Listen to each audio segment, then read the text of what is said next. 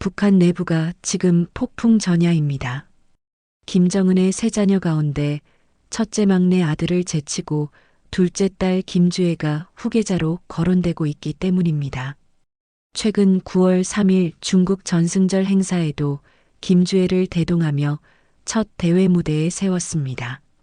하지만 이 결정 뒤에는 권력 암투와 피해 숙청이 있었고 심지어 핵개발 과학자 형제가 목숨 걸고 탈북을 감행했습니다. 과연 왜 북한은 아들이 아닌 딸을 후계자로 밀고 있는 걸까요? 안녕하세요. 지혜로울지 은의 은을 쓰는 지은이에요. 오늘도 아버님, 어머님들에게 지혜롭고 따뜻한 이야기로 돌아왔어요. 꼭 구독과 좋아요 한 번씩 눌러주세요. 제가 더욱 따뜻하게 이야기 전해드릴 수 있으니까요. 시작하기 전에 지금 어디서 듣고 계신지 꼭 댓글로 남겨주세요.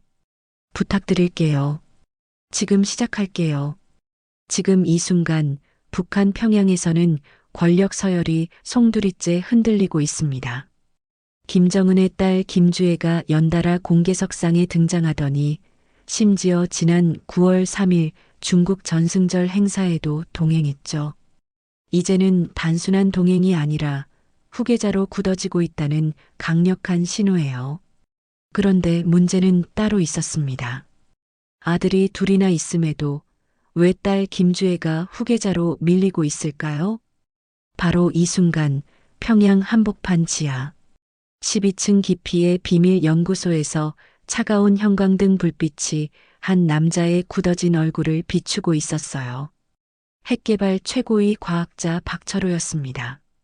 창밖으로는 평양의 화려한 야경이 펼쳐져 있었지만 그의 가슴 속에는 얼음장처럼 차가운 절망이 자리 잡고 있었죠. 책상 위에 놓인 붉은 봉투가 그의 시선을 사로잡았어요. 형 박철민이 정치적 몰락을 당했다는 소식이 담긴 공문이었습니다. 박철호의 손끝이 미세하게 떨렸죠. 형은 원래 첫째 아들을 후계자로 추진하던 핵심 권력자 중 한 명이었거든요. 북한 권력층 내부의 분위기 변화는 생각보다 급작스러웠어요. 처음에는 김정은 자신도 아들에게 권력을 물려주고 싶어 했습니다. 하지만 권력 최상위 그룹의 계산은 달랐죠. 그들은 김주애가 권력을 잡으면 더 오래 갈 거라고 봤어요. 중국 역사 속 측천무후의 사례가 자주 거론되기 시작했습니다. 여성이 권력을 잡으면 그녀의 남편과 자녀들까지 권력을 이어갈 수 있다는 논리였어요. 더 긴 안목에서 봤을 때 김씨 일가의 통치가 더 견고해질 거라는 판단이었죠. 박철호는 연구소 복도를 천천히 걸으며 자신의 운명을 생각했어요. 발소리가 텅 빈 복도에 메아리치는 소리가 마치 조종북 소리처럼 들렸습니다. 이 과정에서 첫째 아들을 밀던 핵심 권력자 그룹은 완전히 밀려났어요. 그리고 그 중 한 명이 바로 자신의 친형이었죠. 어젯밤 형과 나눈 은밀한 대화가 머릿속에서 맴돌았습니다. 형의 창백한 얼굴과 떨리는 목소리가 생생했어요. 둘 다 위험한 상황에 처했다는 걸 직감적으로 알 수 있었죠. 형은 정치적으로 몰락했고 자신은 핵개발 총책임자로 살아남았지만 언제 숙청당할지 모르는 상황이었어요. 북한에서 정치적 몰락은 곧 죽음을 의미했습니다. 장성택의 처형이 생생한 교훈이었죠. 김정은의 고모부였던 장성택도 권력 투쟁에서 밀려나자마자 목숨을 잃었거든요. 박철호는 자신과 형도 마찬가지 운명에 처할 가능성이 높다는 걸 뼛속 깊이 느꼈습니다. 그날 밤 연구소 지하 깊숙한 곳에서 형과 마주 앉았을 때 두 사람의 눈빛에는 절망이 아니라 강한 의지가 담겨 있었어요. 박철호의 마음속에는 한 가지 생각만이 맴돌고 있었습니다. 이대로 죽을 수는 없다는 절박함이었죠. 형제는 은밀한 계획을 세우기 시작했어요. 겉으로는 러시아 핵탄두 기술 시찰이라는 명분을 내세우기로 했습니다. 북한과 러시아의 군사 협력이 강화되고 있던 시점이라 충분히 그럴듯한 이유였거든요. 하지만 진짜 목적은 완전히 달랐습니다. 러시아를 거쳐 한국 주재 대사관과 은밀히 접선하겠다는 계획이었어요. 그들이 알고 있는 북한 핵 개발의 모든 기밀을 한국에 넘기고 가족들과 함께 새로운 삶을 시작하겠다는 결심이었죠. 박철호는 자신이 가진 정보의 가치를 정확히 알고 있었습니다. 북한 핵 개발 프로그램의 핵심을 모두 파악하고 있었거든요. 우라늄 농축 시설의 정확한 위치부터 시작해서 핵탄두 소형화 기술의 세부 사항, 그리고 중국과 러시아로부터 들여온 핵심 부품들의 은밀한 유통 경로까지 말이에요. 더 중요한 건 북한이 앞으로 20년간 계획하고 있는 핵 개발 로드맵까지 손바닥처럼 꿰고 있다는 점이었어요. 이런 정보는 한국뿐만 아니라 미국에게도 엄청난 가치가 있을 거였습니다. 하지만 탈출은 절대 쉽지 않을 거였어요. 북한에서 고위직에 있는 사람일수록 감시가 삼엄했거든요. 특히 핵개발과 관련된 인물이라면 더욱 그랬죠. 이들의 일거수일투족은 모두 감시당하고 있었어요. 형제는 치밀하게 계획을 세웠습니다. 공식적인 출장 명목으로 러시아에 가서 거기서 기회를 봐서 한국 측과 접촉하겠다는 계획이었어요. 하지만 그 과정에서 발각되면 즉시 처형당할 각오도 해야 했죠. 그날 밤 박철호는 집에 돌아가서 아내와 12살 된 딸을 바라봤어요. 아내는 남편의 표정이 평소와 다르다는 걸 예민하게 알아챘지만 아무 말도 하지 않았습니다. 딸은 아버지 품에 안겨 천진하게 웃고 있었어요. 박철호의 마음속에는 오직 가족에 대한 사랑만이 가득했습니다. 조국에 대한 충성과 가족의 생명 사이에서 그는 이미 선택을 끝냈어요. 가족을 지키기 위해서라면 무엇이든 할 각오가 되어 있었죠. 3일 후 박철호는 평양순환공항 귀빈실에서 출국 수속을 밟고 있었습니다. 러시아행 비행기표를 손에 쥔 채 마음속으로는 1000번도 넘게 계획을 되뇌고 있었어요. 하지만 그때 등 뒤에서 느껴지는 차가운 시선이 온몸을 얼어붙게 만들었죠. 보이부 요원 2명이 멀찍이 서서 자신을 지켜보고 있었어요. 검은 정장에 무표정한 얼굴, 그리고 날카로운 눈빛이 마치 독수리가 먹잇감을 노리는 것 같았습니다. 박철호는 애써 평정심을 유지하려 했지만 등골에 차가운 땀이 흘러내리는 걸 막을 수 없었어요. 공항 대기실의 시계 초침 소리가 유독 크게 들렸습니다. 똑똑똑. 마치 자신의 심장 박동과 싱크로가 맞춰지는 것 같았어요. 주변 승객들의 웅성거리는 소리도 점점 멀어지는 것 같았죠. 오직 그 두 요원의 시선만이 온몸을 관통하는 것 같았습니다. 비행기 안에서도 마음이 편하지 않았어요. 좌석 3줄 뒤쪽에 앉은 승객이 계속 자신을 힐끔힐끔 보는 것 같았거든요. 그 남자는 평범한 출장객처럼 보였지만 박철호의 예민해진 감각으로는 뭔가 이상했습니다. 신문을 읽는 척하면서도 계속 고개를 들어 앞쪽을 살피고 있었어요. 창밖으로 펼쳐지는 시베리아 설원을 바라보며 박철호는 이제 정말 돌이킬 수 없는 길을 걸어가고 있다는 걸 실감했어요. 끝없이 펼쳐진 하얀 대지가 마치 자신의 미래처럼 막막해 보였습니다. 과연 이 길의 끝에 무엇이 기다리고 있을까요? 베이징 공항에서의 환승 시간은 지옥 같았어요. 박철호는 면세점을 돌아다니는 척하면서 주변을 살폈습니다. 그때 휴대전화에 문자 메시지가 도착했죠. 형 박철민이 보낸 것이었어요. 내용은 단순했지만 충격적이었습니다. 감시 확인됨. 조심하라.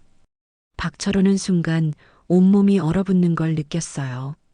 손에 들고 있던 커피컵이 미세하게 떨렸습니다. 주변을 둘러보니 정말로 수상한 인물들이 보였어요.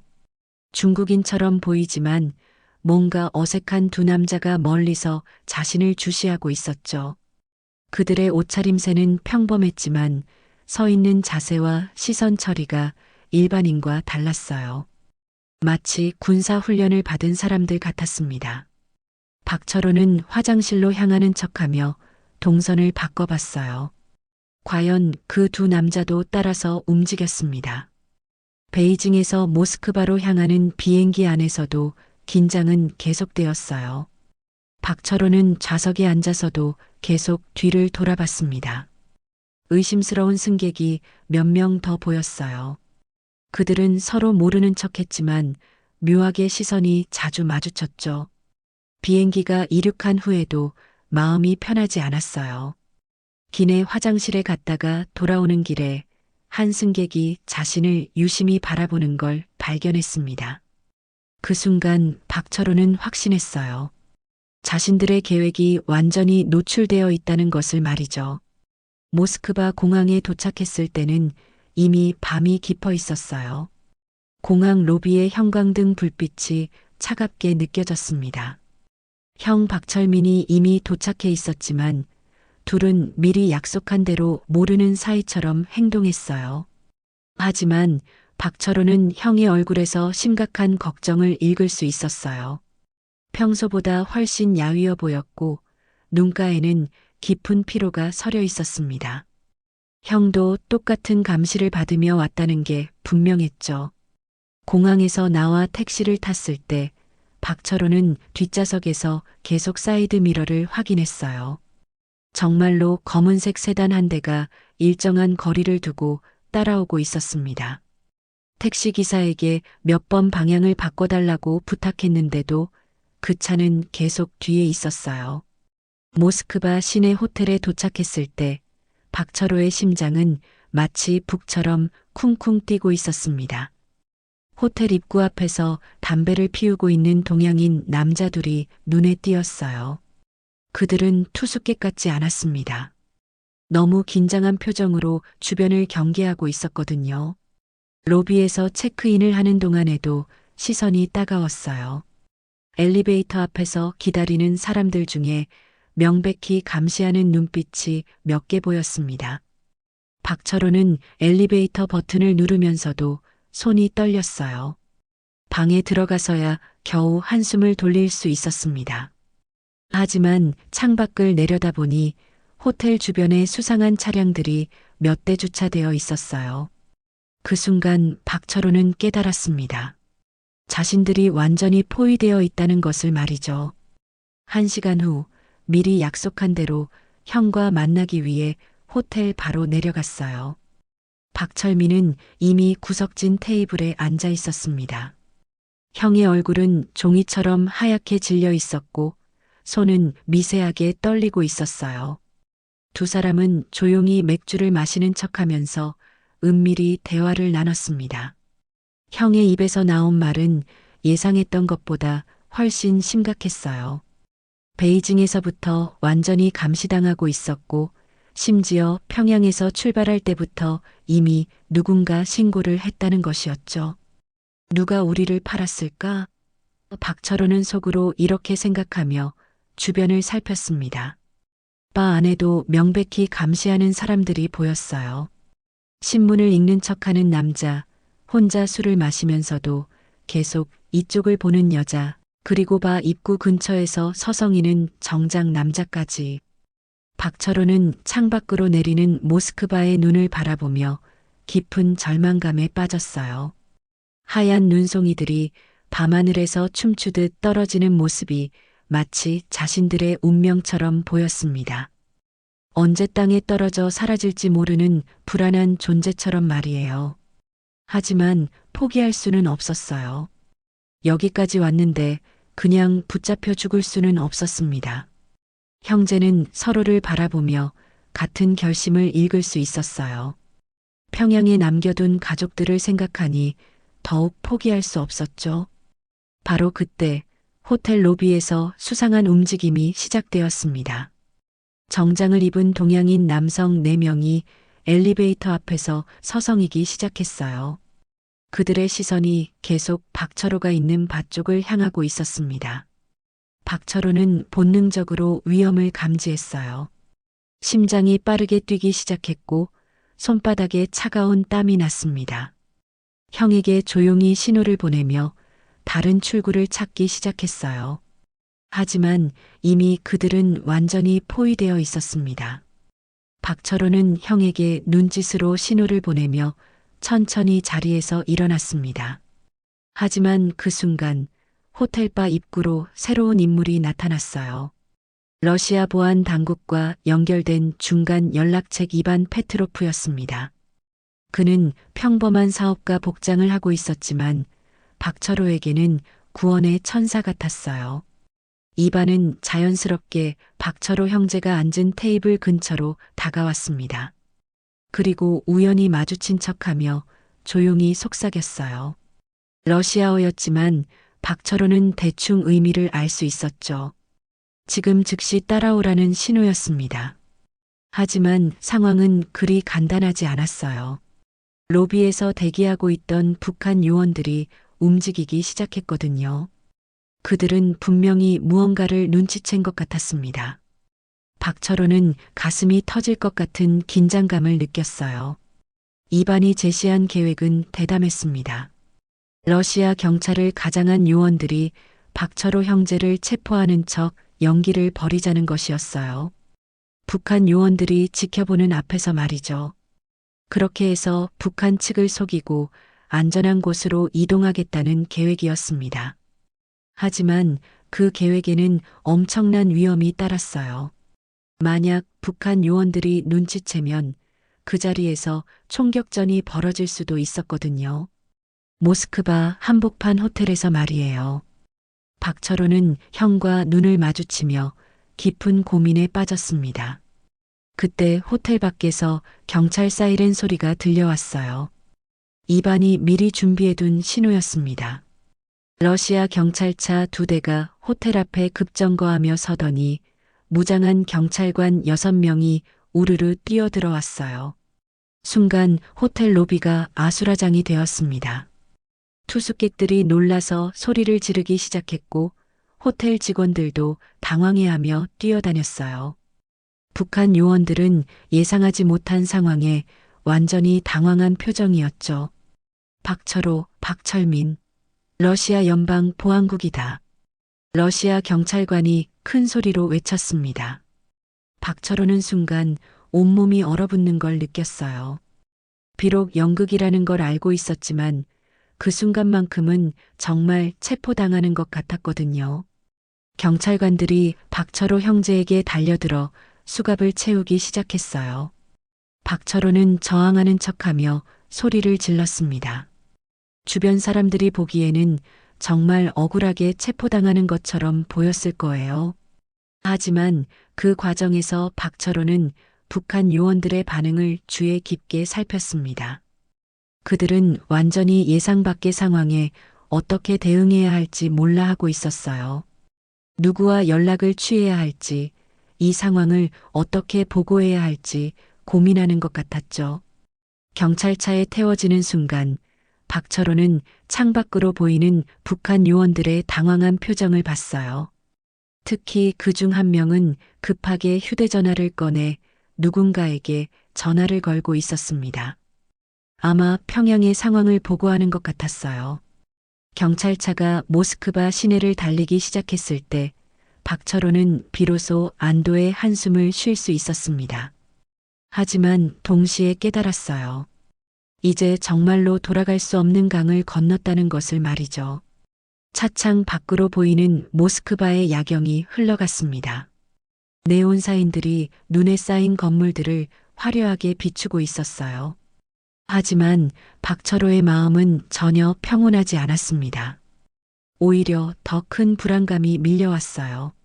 러시아 당국의 도움을 받았다는 것은 이제 자신들이 완전히 북한의 적이 되었다는 뜻이었거든요. 더 이상 그냥 망명자가 아니라 국가기밀을 가지고 탈출한 배신자가 된 거였습니다. 형 박철민의 표정도 비슷했어요. 그의 눈에는 안도감보다는 걱정이 더 많이 보였습니다. 아마 평양에 남겨둔 가족들 걱정 때문일 거예요. 북한에서는 한 사람이 탈북하면 3대가 처벌받는다는 연자제가 있었거든요. 경찰차가 모스크바 교회의 한적한 안전가옥에 도착했을 때 이미 밤이 깊어 있었습니다. 건물 앞에는 러시아 보안 요원들이 대기하고 있었어요. 그들의 표정은 진지했지만 적대적이지는 않았습니다. 안전가옥 안으로 들어가면서 박철호는 새로운 인생이 시작되고 있다는 걸 실감했어요. 하지만 그 길이 얼마나 험난할지는 아직 알 수 없었습니다. 무엇보다 가족들을 어떻게 구해낼 것인가가 가장 큰 걱정이었어요. 이반이 차 한 잔을 건네주며 말했습니다. 이제 진짜 어려운 부분이 시작된다고 했어요. 북한 당국은 분명히 그들을 찾아낼 모든 방법을 동원할 것이고 가족들에게도 압박을 가할 거라고 했죠. 하지만 우리에게는 계획이 있다. 이반의 말에 박철호는 희미한 희망을 느꼈습니다. 러시아에서 한국으로 넘어가는 비밀 루트가 있다는 것이었어요. 물론 그 과정도 위험하기는 마찬가지였지만 적어도 길은 열려 있었습니다. 그날 밤 박철호는 침대에 누워서도 잠을 이룰 수 없었어요. 창밖으로 들리는 모스크바의 밤소리들이 이상하게 크게 들렸습니다.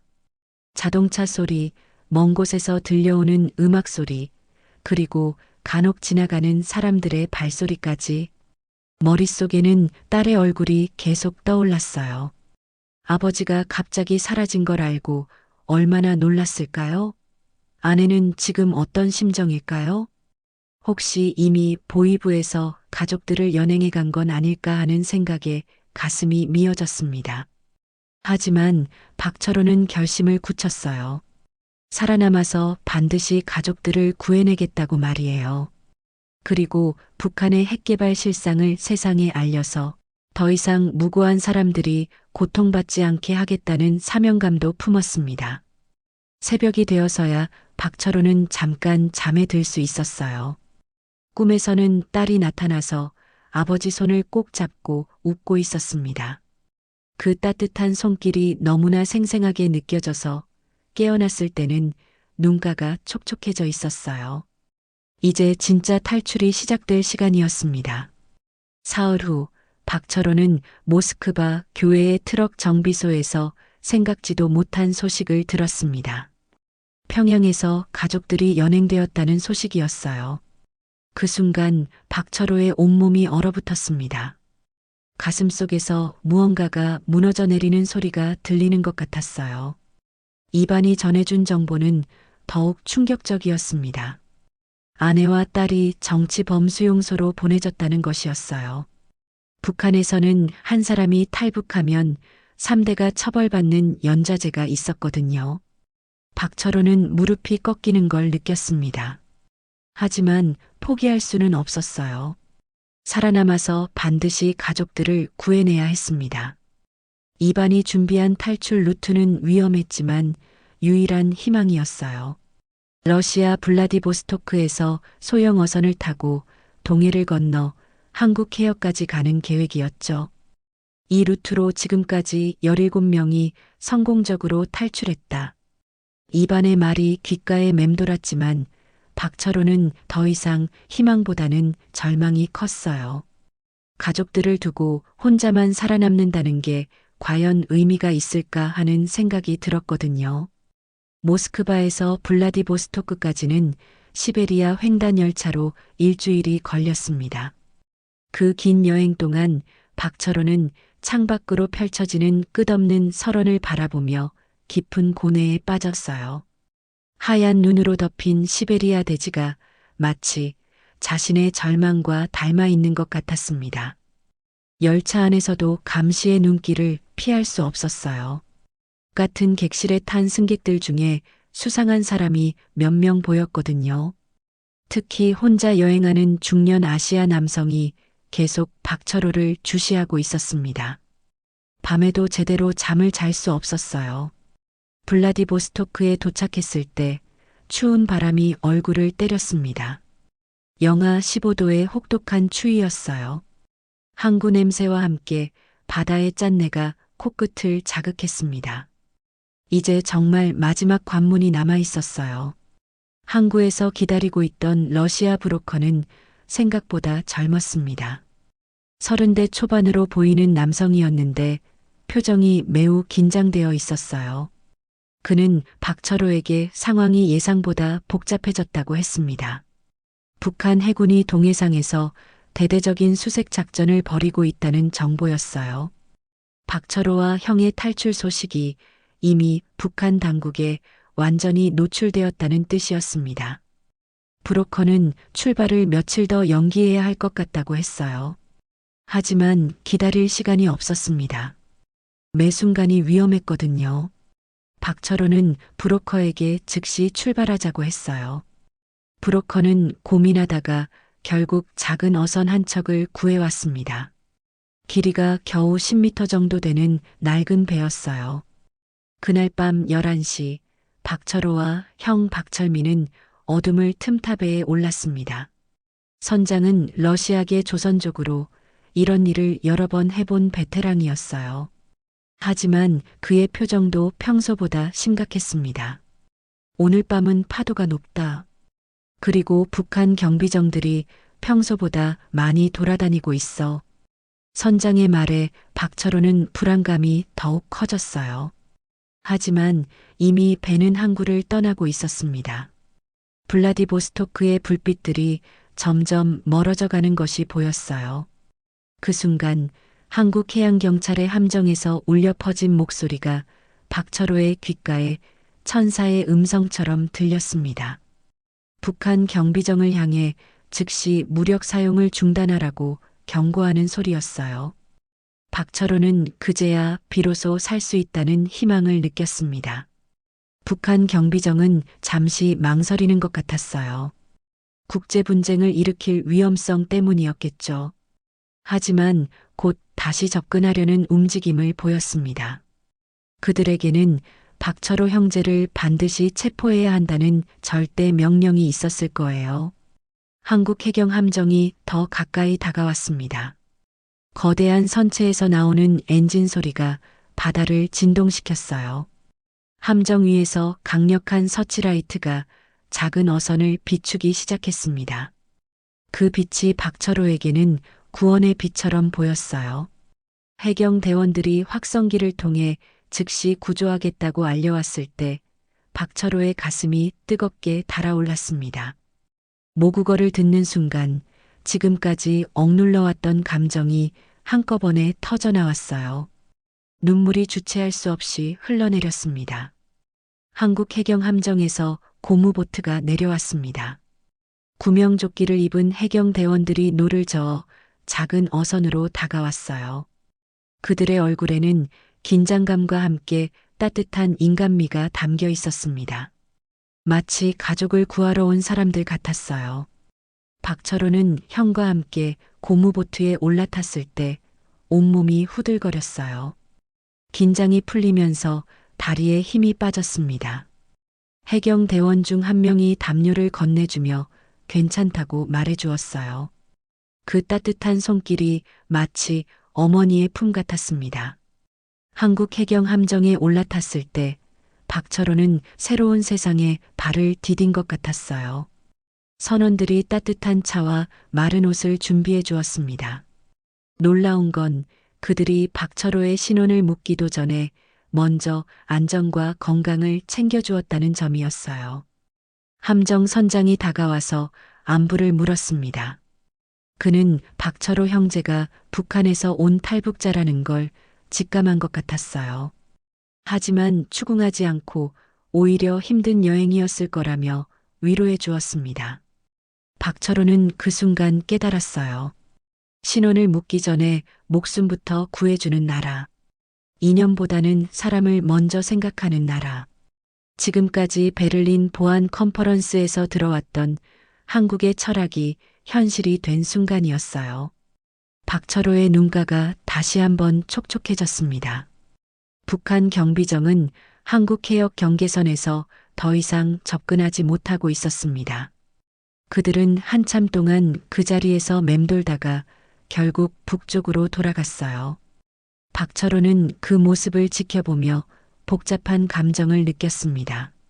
함정이 부산항으로 향하는 동안 박철호는 갑판에 나가 바다를 바라봤어요. 새벽 해가 떠오르고 있었습니다. 수평선 너머로 붉은 태양이 모습을 드러내는 순간 그는 정말로 새로운 인생이 시작되고 있다는 걸 실감했어요.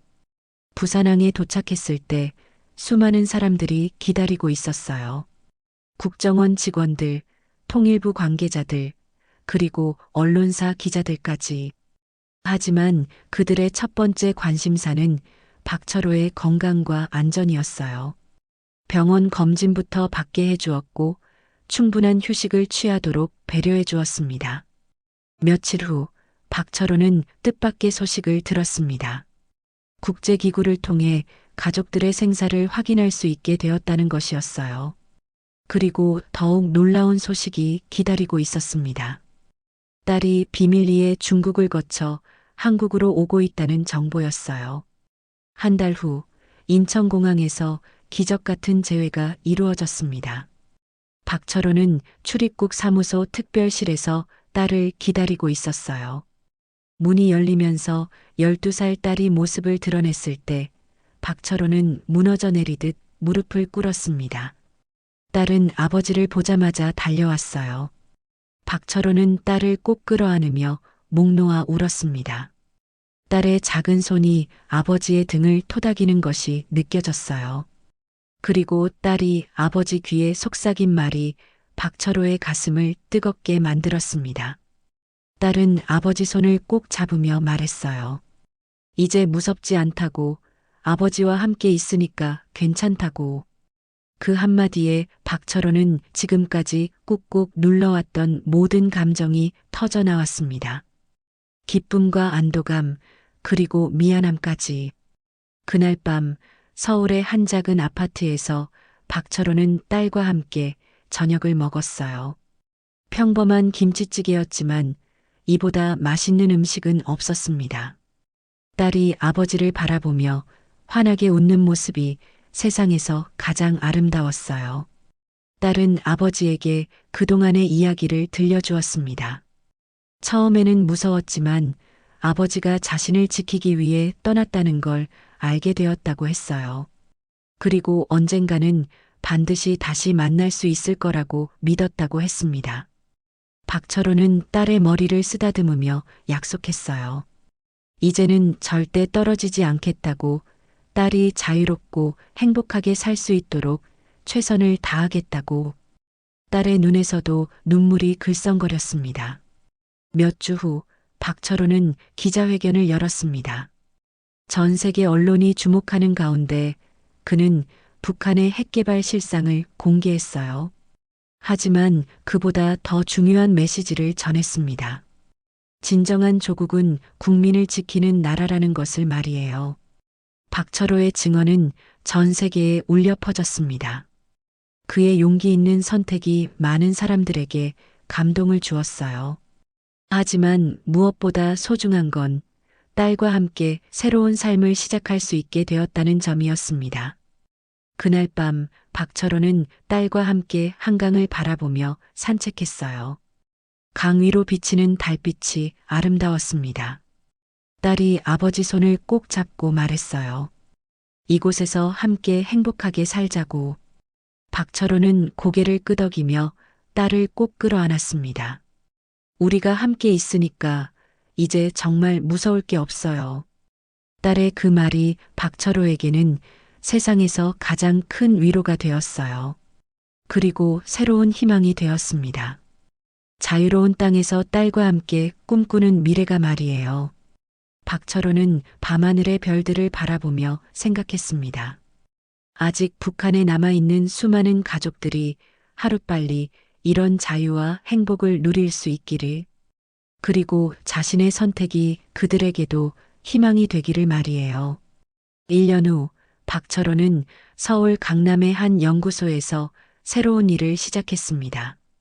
북한의 핵개발을 막기 위한 평화적 해결책을 연구하는 일이었어요. 아이러니하게도 한때 핵무기 개발에 참여했던 그가 이제는 핵없는 세상을 만들기 위해 노력하고 있었습니다. 딸은 서울의 한 중학교에 다니기 시작했어요. 처음에는 남한 아이들과 말투가 달라 어려움을 겪었지만 이제는 완전히 적응했습니다. 밝은 웃음을 되찾은 딸을 보면서 박철호는 자신의 선택이 옳았다는 확신을 가졌어요. 하지만 여전히 마음 한편에는 아쉬움이 남아 있었습니다. 아내의 소식은 아직도 알 수 없었거든요. 국제기구를 통해 계속 수소문하고 있지만 정치범수용소에 있는 사람들의 생사를 확인하기는 쉽지 않았습니다. 북한의 권력 암투는 아직도 계속되고 있었어요. 김주애의 후계 가능성은 점점 더 높아지고 있었고 그 과정에서 수많은 숙청과 반발이 이어지고 있었습니다. 박철호는 뉴스를 볼 때마다 복잡한 심정이었어요. 한편으로는 그 체제에서 벗어날 수 있어서 다행이라는 생각이 들었고 다른 한편으로는 아직도 그곳에 남아있는 사람들이 걱정되었습니다. 특히 자신과 함께 일했던 동료들은 어떻게 지내고 있을까 하는 궁금증이 끝없이 맴돌았어요. 어느 날 박철호는 딸과 함께 북한 인권 관련 세미나에 참석했습니다. 그곳에서 같은 처지의 탈북자, 가족들을 만날 수 있었어요. 그들의 이야기를 들으면서 박철호는 자신이 혼자가 아니라는 걸 깨달았습니다. 세미나가 끝난 후 한 할머니가 박철호에게 다가왔어요. 그분은 10년 전에 탈북한 분이었는데 아직도 북한에 남겨둔 가족들을 그리워하고 있었습니다. 하지만 그분의 표정에는 절망보다는 희망이 더 많이 보였어요. 그 할머니가 박철호에게 해준 말이 가슴 깊이 와닿았습니다. 우리가 여기서 자유롭게 살아가는 것 자체가 북한에 남은 사람들에게 희망이 된다는 것이었어요. 그리고 언젠가는 모든 사람이 자유를 누릴 수 있는 날이 올 거라고 했습니다. 그날 밤 박철호는 딸과 함께 늦은 저녁을 먹으며 이야기를 나눴어요. 딸은 학교에서 통일에 대해 배웠다며 아버지에게 물어봤습니다. 언제쯤 북한과 남한이 하나가 될 수 있을지 말이에요. 박철호는 딸에게 솔직하게 대답했습니다. 쉽지 않은 일이지만 희망을 잃어서는 안 된다고. 그리고 우리처럼 자유를 경험한 사람들이 더 많아질수록 그날이 더 빨리 올 수 있을 거라고 했어요. 딸이 아버지를 바라보며 말했습니다. 자신도 커서 통일을 위해 일하고 싶다고. 북한에 있는 어머니와 다른 가족들을 만날 수 있는 날을 위해서라고. 박철호는 딸의 그런 마음이 자랑스러웠습니다. 몇 달 후 박철호는 유럽의 한 국제회의에 연사로 초청받았어요. 북한의 핵개발 실상과 평화적 해결 방안에 대해 발표하는 자리였습니다. 그는 단상에 서서 수백 명의 청중을 바라보며 깊은 감동을 느꼈어요. 발표를 마친 후 한 외국 기자가 질문했습니다. 가족을 두고 탈북한 것을 후회하지 않느냐고. 박철호는 잠시 망설이다가 대답했어요. 후회는 없지만 가족에 대한 그리움은 평생 안고 살아갈 거라고. 그리고 덧붙였습니다. 하지만 자신의 선택이 더 많은 사람들에게 자유와 희망을 주었다면 그것으로 충분히 의미가 있다고. 진정한 조국은 권력자를 위한 나라가 아니라 국민을 위한 나라라고 믿는다고 했어요. 회의가 끝난 후 박철호는 베를린 시내를 걸으며 생각에 잠겼습니다. 바로 이곳에서 1년 전 한국의 안보 철학에 대해 처음 들었던 기억이 났어요. 그때는 단순한 호기심이었지만 이제는 삶의 신념이 되었습니다. 한국으로 돌아오는 비행기 안에서 박철호는 창밖을 바라봤어요.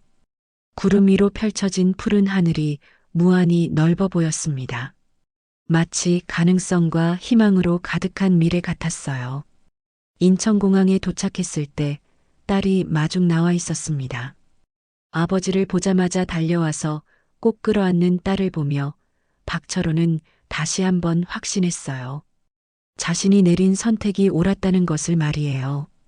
집으로 가는 길에 딸이 물어봤습니다. 북한에 있는 어머니는 언제 만날 수 있냐고. 박철호는 딸의 손을 꽉 잡으며 대답했어요. 정확한 시기는 알 수 없지만 포기하지 않고 노력하면 언젠가는 만날 수 있을 거라고. 그날 밤 박철호는 북한 방향을 바라보며 조용히 기도했습니다. 아내가 건강하기를, 그리고 하루빨리 자유로운 세상에서 다시 만날 수 있기를, 또한 북한의 모든 주민들이 진정한 행복을 누릴 수 있는 날이 오기를 말이에요. 이제 박철호에게는 새로운 사명이 있었습니다.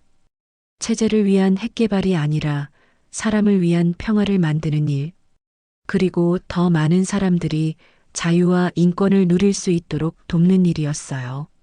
박철호는 딸을 바라보며 마음속으로 다짐했습니다. 이 아이가 살아갈 세상은 분단과 대립이 아닌 평화와 통일의 세상이어야 한다고. 그리고 그 꿈을 이루기 위해 자신이 할 수 있는 모든 일을 하겠다고 말이에요. 여러분이라면 어떻게 하시겠습니까? 조국에 대한 충성입니까? 아니면 가족의 생명입니까? 박철호는 이미 답을 찾았습니다. 진정한 조국은 국민을 지키는 나라라는 것을, 그리고 진정한 충성은 더 나은 세상을 만드는 것이라는 것을 말이에요. 지금 어디서 듣고 계신지 꼭 댓글로 알려주세요. 그리고 구독과 좋아요는 저에게 큰 힘이 됩니다. 더 많은 분들이 우리의 자랑스러운 이야기를 들을 수 있도록 여러분들의 소중한 한 클릭이 큰 도움이 됩니다. 존경하고 사랑합니다. 아버님, 어머님, 여러분들이 계시기에 오늘의 대한민국이 있습니다. 여러분들이 계시기에 우리가 이렇게 당당할 수 있습니다. 정말 고맙습니다. 사랑합니다.